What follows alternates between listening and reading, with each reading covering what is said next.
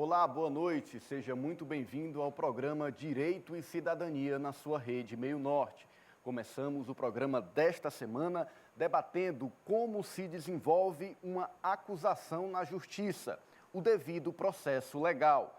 Para debater este assunto, aqui comigo o doutor Jurandir Porto. E essa semana recebemos o doutor William Guimarães, presidente da Ordem dos Advogados do Brasil, secção Piauí, e também o doutor Milton Gustavo, advogado e professor de Direito Processual, mestre e doutorando em Ciências Criminais.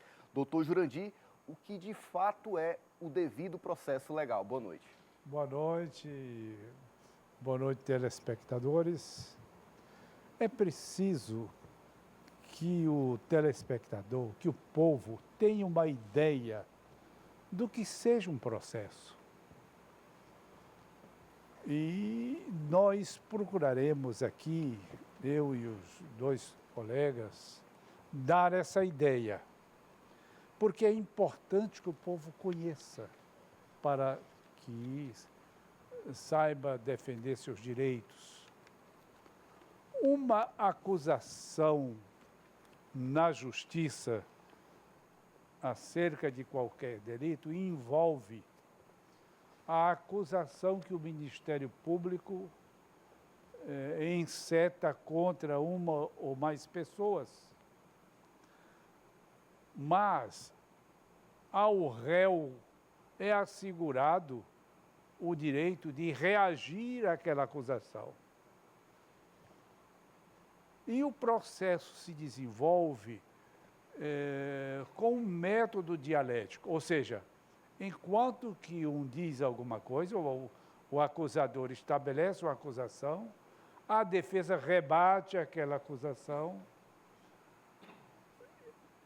e, durante a instrução desse processo, presidida essa instrução pelo juiz togado, as provas perante o juiz se desenvolvem assim. Uma testemunha que possa ter sido ouvida durante a investigação do inquérito, e o inquérito é apenas uma peça de informação. As pessoas ouvidas no inquérito trazem apenas informações, porque não há defesa durante o inquérito. E essas informações são manipuladas pelo Ministério Público, mas para que elas se transformem em provas legais, é imprescindível que elas sejam passadas pelo crivo dessa instrução presidida pelo juiz. Por quê? Porque está presente não só a acusação, mas a defesa, para reinquirir testemunhas, contestá-las, impugná-las. E só depois de passar por este crivo,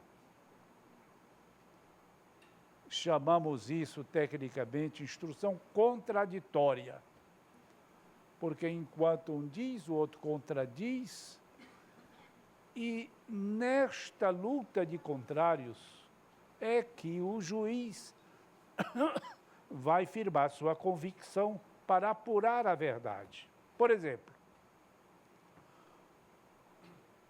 o inquérito arrecada informações. Mas essas informações, se testemunhais, têm que ser levadas ao juiz para que ele interrogue aquelas testemunhas. Só se confirmadas essas provas na justiça, ou seja, só se judicializadas, elas adquirem o valor, seja para condenar, seja para absolver. Eu quero, então, que o público saiba que o inquérito policial é uma peça inquisitória, vamos chamar assim, quer dizer, o delegado o faz sozinho, essa investigação, sem participação do defensor, sem participação do acusado. É meramente para arrecadar essas informações e permitir ao promotor de justiça, ao Ministério Público, que com elas elabore uma denúncia e apresente ao juiz. Mas, se testemunhas não forem confirmadas em juízo, se elas não prestarem depoimento perante o juiz e diante das partes, aquilo que elas disseram no inquérito não tem valor para servir de fundamento a uma sentença judicial. Doutor William, dentro de todo esse processo legal, como se dá o processo da ampla defesa e do contraditório e qual é essa relação com o tempo razoável da ação, o tempo razoável do processo, como isso se dá no dia a dia? Primeiro, registrar o agradecimento por estar aqui dividindo a bancada, o doutor Jurandir, com o doutor Gustavo. Sempre um prazer também estar aqui com você, Ananias. Veja bem, é importante, eu quero fazer esse registro, que nós estamos, inclusive, mundialmente comemorando os 800 anos da Carta Magna, que é um marco para o devido processo legal. Inclusive, o embaixador do Reino Unido esteve aqui no Piauí, recentemente, na OAB, fazendo uma palestra, proferindo uma palestra, e o quanto é importante nós comemorarmos a garantia do devido processo legal. É, aliás, um requisito para que nós reconheçamos que, de fato, um país, uma sociedade evoluída, é a garantia do devido processo legal com todos os consectários dele decorrentes, dentre eles o direito de defesa. E, de fato, há sempre essa contraposição da razoável duração do processo com a garantia da ampla defesa e do contraditório. Só que, do nosso ponto de vista, não há choque entre esses princípios. Não é razoável se pensar em julgamento célere sem garantia de devido processo legal. Inclusive, às vezes, até causa espécie à população quando, depois de decorridos vários anos de trâmite processual, se chega a uma instância superior e se anula um processo por uma falha na colheita daquela prova que o doutor Jurandir acabou de registrar. É porque isto é uma garantia fundamental do cidadão. A Constituição Federal erige como garantia fundamental e que não pode ser afastada apenas em razão do julgamento.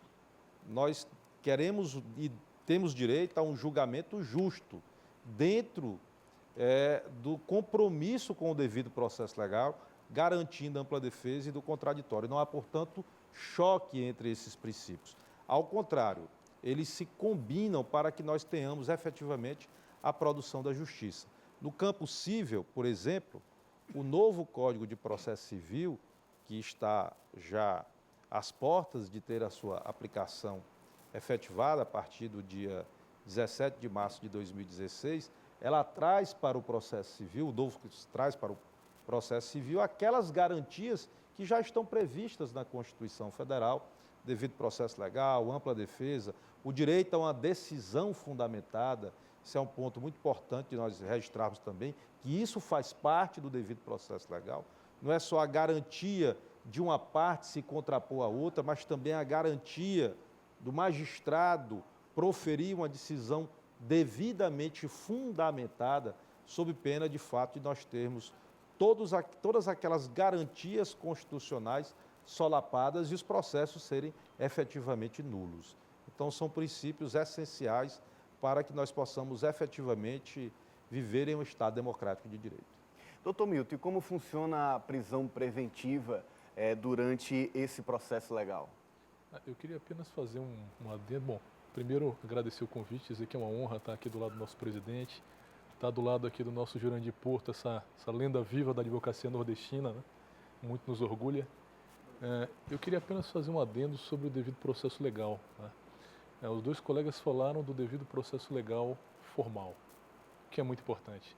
Quer dizer, a pessoa ser julgada segundo normas escritas anteriores que dizem respeito à sua defesa. Mas há uma outra faceta do devido processo legal, que é o devido processo legal substantivo. Ou seja, as normas que regem esse processo devem estar de acordo com valores, princípios constitucionais. Porque a nossa democracia hoje, ela é uma democracia meio e uma democracia fim. Ela é um meio para saber o que a maioria quer. E isso você pode verificar através da representação parlamentar. Mas ela também é um sistema de valores. E esses valores eles não estão à disposição da maioria parlamentar. E um desses valores é o devido processo legal, a ampla defesa, o contraditório. E no caso da pergunta que você me fez, o valor mais importante para o processo penal, que é a liberdade. Muita gente espera do processo penal que as pessoas sejam presas e sejam condenadas. Mas o objetivo do processo penal é justamente o contrário. O processo penal existe para garantir e resguardar o direito à liberdade. Porque se o objeto do processo penal fosse uma condenação, uma prisão, você sequer precisaria de judiciário. O próprio executivo pode fazer prisões. O próprio executivo pode fazer investigações. Mas o processo, através do judiciário, existe para garantir o direito à defesa. Existem exceções, existem 4 exceções no nosso Código de Processo Penal, em que a pessoa pode responder o processo presa, se oferecer risco à ordem pública, risco ao processo, risco à ordem econômica, ou risco de se evadir. Mas isso são exceções. Infelizmente, essa exceção, por alguma razão, tem se tornado regra. No Piauí, por exemplo, nós temos 70%, presidente, de réus presos. Eu não sei o motivo, eu não sei o motivo, se é estrutural, se é ideológico, mas isso é uma mazela muito grande. Então, por algum motivo, há um fraco entendimento dos operadores do direito de achar que a prisão processual penal é uma tutela antecipada do direito penal, quando não, quando ela é uma prisão que deve resguardar o processo e não as questões materiais do processo. Então, a prisão processual, que deveria ser regra, infelizmente está sendo usada, deveria ser exceção, infelizmente está sendo regra aqui em nosso estado e em outros estados da federação também. Ok, assim então encerramos o primeiro bloco do nosso Direito e Cidadania de hoje, que está discutindo como se desenvolve uma acusação na justiça, o devido processo legal. No próximo bloco iremos incrementar a discussão sobre esse assunto. Não saia daí.